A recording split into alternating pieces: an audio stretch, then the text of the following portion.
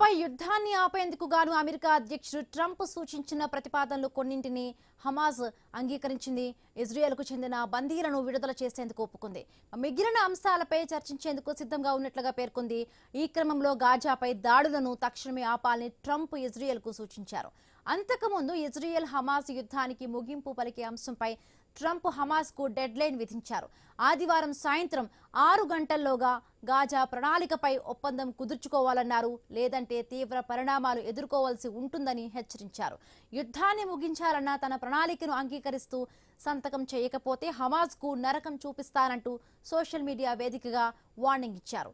Trump ఇటీవల Israel ప్రధాని Benjamin నెతన్యాహుతో కలిసి 20 సూత్రాల ఫార్ములాను ప్రతిపాదించారు.